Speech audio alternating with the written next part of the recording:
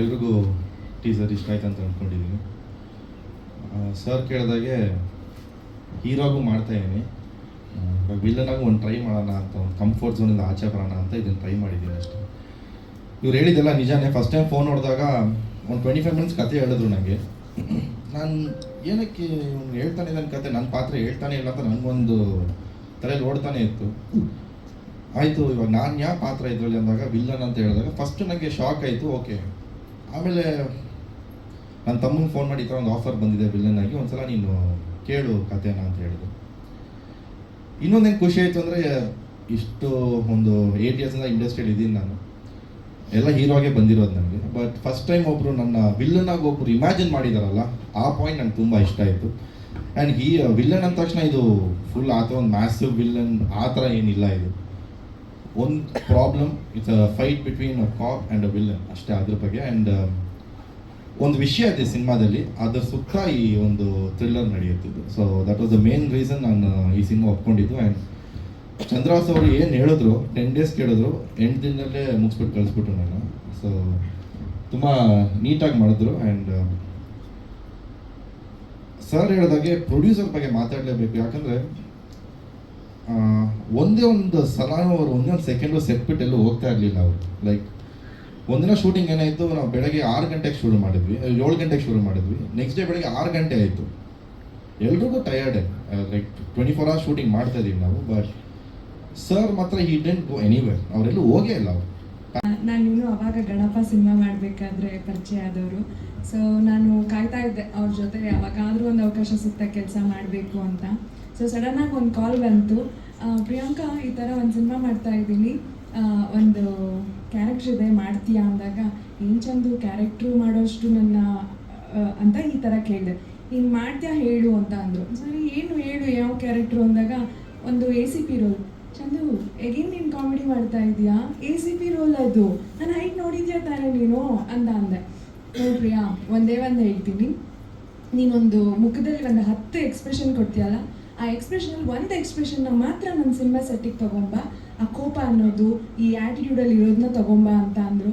ನಾನು ಚಂದು ಈಗ ಮತ್ತೆ ನೀನು ಥಿಂಕ್ ಮಾಡು, ತುಂಬ ಒಳ್ಳೊಳ್ಳೆ ಕಲಾವಿದರಿದ್ದಾರೆ, ಟಾಲ್ ಆಗಿ ಸ್ಲಿಮ್ ಆಗಿ ಚೆನ್ನಾಗಿರ್ತಾರೆ ACP ರೋಲಿಗೆ ಅಂತ ನಾನು ಹೇಳ್ತಾನೇ ಇದ್ದೀನಿ. ಬಟ್ ಒಳಗಡೆ ACP ರೋಲಾ ನಾನು ಮಾಡಿದ್ರೆ ಹೇಗಿರ್ತೀನಿ ಅಂತ ಖುಷಿ ಇದೆ. ಬಟ್ ಒಂದು ಕಡೆ ಆ ಕ್ಯಾರೆಕ್ಟರ್ಗೆ ಜಸ್ಟಿಸ್ ಕೊಡಬೇಕಲ್ಲ ಅಂದ್ಬಿಟ್ಟು ನಾನು ಯಾಕೆಂದರೆ ಚಂದು ನನ್ನ ಫ್ರೆಂಡ್ ಆಗಿರೋದಕ್ಕೆ ನಾನೇ ಹೇಳ್ತಾ ಇದ್ದೆ, ಇನ್ನೂ ಚೆನ್ನಾಗಿರೋ ಬೆಸ್ಟ್ ಆಗಿರೋರನ್ನ ಆಯ್ಕೆ ಮಾಡು ಅಂತ. ಬಟ್ ನೋಡಿ ಪ್ರಿಯಾ, ನೀನು ಬಾ, ನಾನು ಮಾಡಿಸ್ತೀನಿ, ನೀನು ಜಸ್ಟ್ ಆ್ಯಕ್ಟ್ ಮಾಡು, ಆಮೇಲೆ ನೀನೇ ಹೇಳ್ತೀಯಾ ಅಂತ ಅಂದರು.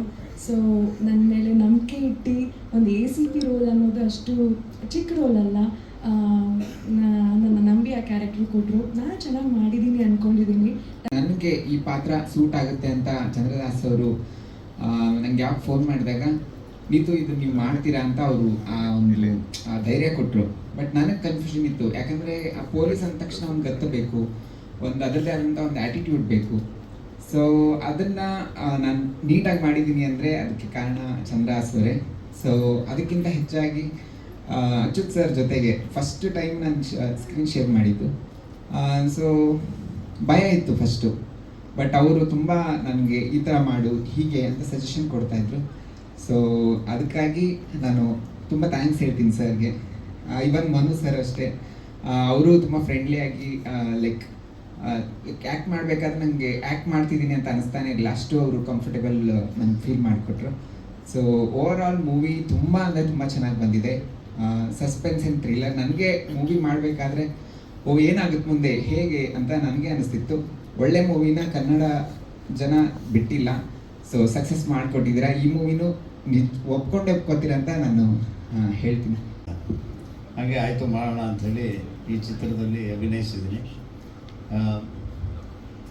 ಭಾಳ ಕ್ಲಾರಿಟಿ ಇರುವಂಥ ಒಬ್ಬ ನಿರ್ದೇಶಕ ತನ್ನ ಸ್ಕ್ರಿಪ್ಟು ಮತ್ತು ಕಥೆಯನ್ನು ತುಂಬ ಕ್ಲಾರಿಟಿಯೊಂದಿಗೆ ನನಗೆ ಎಕ್ಸ್ಪ್ಲೈನ್ ಮಾಡಿದ್ರು. ಹಾಗೆ ಇಡೀ ಚಿತ್ರೀಕರಣವನ್ನು ಅದೇ ರೀತಿಯಲ್ಲಿ ಮಾಡಿದ್ರು.